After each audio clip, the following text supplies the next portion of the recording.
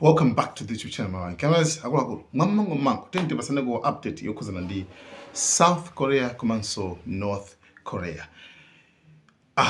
Okay, something is happening. Mina ina tinamva tinauzima ko kana kuza ndi South Korea kumanso North Korea. Kuti anthuwa wempha kuti bwanji titakhala pansi kupanga mtendere. Bwanji titauza nako kuti akulu bwanji tisanane mtendere pakati pathu. Komano nkhani imene simangayimvetsetse unless titabwera kaye back tibwerere. Let's wind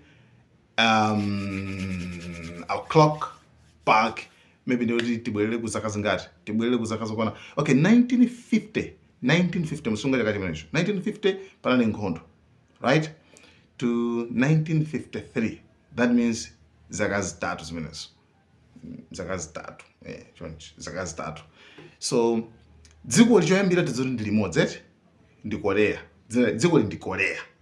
So pamene panali anagawikana after World War II kukhala North Korea kukhala South Korea. So ku North Korea ndi kumene kuli ndawo wazimasaya uja wamfupi uja amene samaseka uja yayi amoja ndi Kim Jong kula amene uja. So kwinaku kumene tu ma president tu amakhala kusintha zina awo analowera nditu ya ma Americans kumakhala ngati ma friends kumacheza bwino kumapasana asilikali mene muja kumapasana ma air defense muli mosemo. So North Korea inasanduka ngati enemy, inasanduka ngati ndani since imene inapanga develop nuclear weapons and ndizi za nuclear nditu.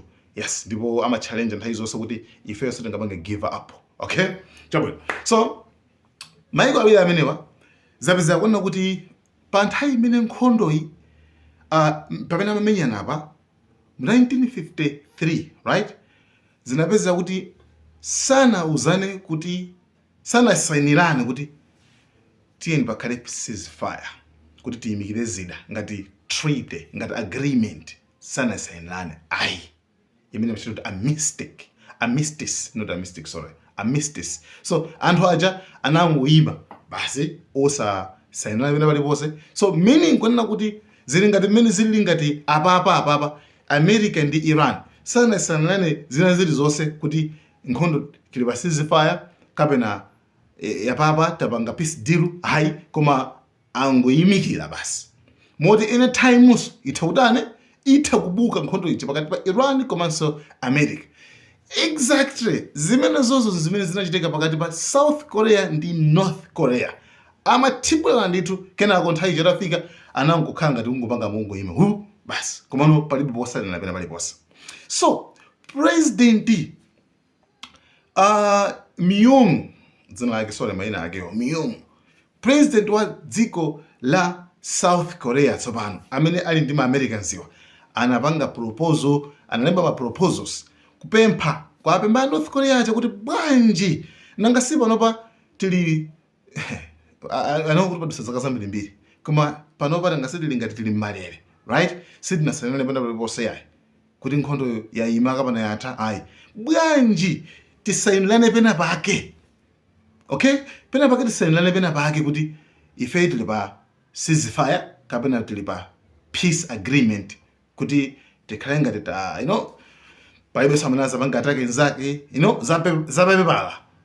You understand? For if abaza mwitenge situation imene ili ya Iran ndi mwitenge situation imene ili ya America, ababa sokuti pali mtendere yayi, sokuti anthu akugona yayi, sakugona. So the same thing zimene zimachitika kuyambira 1953 zimene zimachitika ku North Korea ndi ku South Korea amakhabe ali choncho kuti okay nkhondo tu yangoyima choncho zakankumadutsa.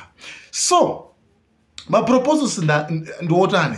South Korea ikupempha zinthu zotani ku dziko la North Korea. Akupempha chani? Iwowa akupempha choyambirira, akupempha kuti bwanji tikhalenso abale, tizikhalanso bwinobwino ngati maneba, inuyo ndife amodzi. Okay, nditifuna kuti basi tikhale basi bwinobwino. Then North Korea ikuti bwanji. North Korea yauza kuona kuti ndalauja sopano zimasaya uja Kim Jong auza kuona kuti inuyo tu ni makape. Okay? Choyambira chimechi mudziwe chimechi ni makape. Munataya chikhalidwe. Choyambira chimechi munataya chikhalidwe. And ngati mufuna kuti inuyo ndife timvane bwinobwino. Okambirana nawo si inuyo yayi. Koma makolo anu amene matama amene chifukwa issue say ichoka kwa ndani? Ichoka kwa amene Okay? That means my Americans so na amene. And Kim Jong wayankhula konzuri ine madula amene achawo samandi sankasa ulbangono ayi samandi wazai. Ataba ngono ya. Samandi waza. So amene achawo ngati mufuna zoti nkhani yinu ndife timvane bwinobwino. Choyambirira sitikambana ndino tikambana ndani tikambana ndiwo. Koma ife one mwauzire kuno zoti ife za nuclears zoti ife tipaka give up tisiye za nuclears pera wadesi bangateke pene ndi ulumura tani ife za nuclears itasiya. Okay, 1 2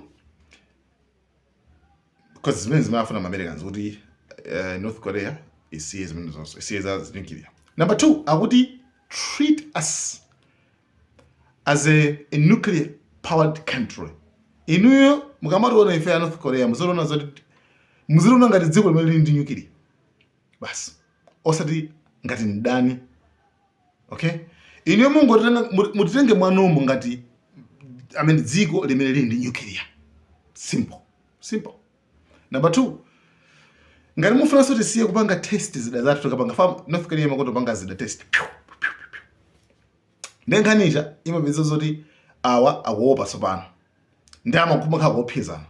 Okay, ndawo zoti ngati mufa ife tisiye zimenezo. Number 2 number 3 mu South Korea mu tikusiri kufuna asilikali ama Americans zimenemo tenakamba kale kuti ma issues amene ndamene amachulukira kwambiri nkhani kuza ndi asilikali aku America mango lowa margin maiko ena ngati ngati kuchino ku Russia ndi ku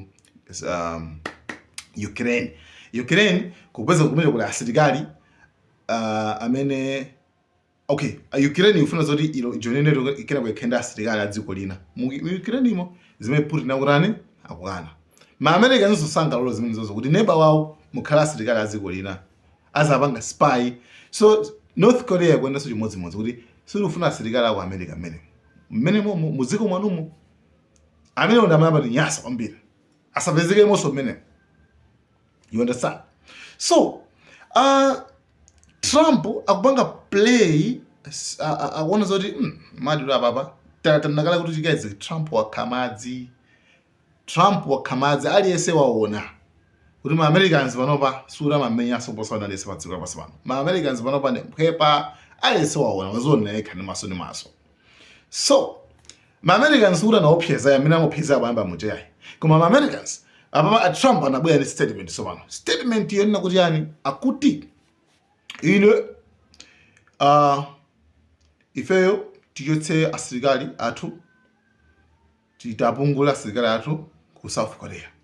For remember kuti asilikali kwana 28,000 ma Americans ali mu South Korea akuti tapungula amene wajogemo tikawachotsa basi ndikuti ife tilibe vuto kati ife tilibe vuto kwendi North Korea. Okay, which means demand yoyamba imene a North Korea akufuna a Trump aivomera. Okay, demand yoyamba imene. Well, it was just days ago that North Korea fired a ballistic missile into waters near Japan. In an apparent show of strength ahead of joint military exercises with South Korea due to start tomorrow, Donald Trump has responded today by ordering the Pentagon to substantially reduce the planned war games, saying they're too expensive and that they send what he calls an inappropriate and hostile signal to North Korea. The president taking to Truth Social also insisting he has a very good relationship with the North Korean dictator who has been unthreatening and respectful. The exercises begin tomorrow and normally involve around 18,000 South Korean troops alongside US forces, and they rehearse everything from drone attacks to cyber warfare. Trump says it is too late to cancel, but wants the plans stripped back. It's a significant concession to Kim Jong-un, who has long condemned the drills as a rehearsal for invasion, something that is particularly striking because North Korea has now tested 2 ballistic missiles within a week. Tensions remain high in the area, South Korea revealing it recently fired warning shots after North Korean soldiers crossed the military demarcation line. So, yeah, that's it. Trump also, popereka reason, koma South Korea so titauza kuti kuli nkhondo ya Iran kusina tithandize nde palibe, there is no way, there is no need kuti tikhale ngati lukakamira bemene muchamo, tipungule masilikali, ticheche mene masilikaliwo. Koma vuto lalikulu limene ngatsalirebe ndi limodzi, right? Vuto lake ndi limodzi. Vuto lanje nkhani yoti ili pa nuclear, chifukwa America ikufuna zoti North Korea isakhale ndi nuclear. Pamene North Korea yauzala kuti sizingatheki uluzira tani inapa sizingatheki auza choncho ulumutatani mutani nuclear sizingatheki. Komanso kwambira muzitilemekeza ngati dziko la nuclear limene ndi nuclear, right? So ngani limene and ma proposals amene amapempha a South Korea apangidwa rejected, akanidwa ndi North Korea. So nkhani limene ngati munamva nkhani kuza ndino South Korea North Korea kuti pafuna pakhale mgwirizano utere mwakuti nkhani zake zimene zozo zimene akufuna zake zimene zozo. So guys, thank you so much, Malawian cameras.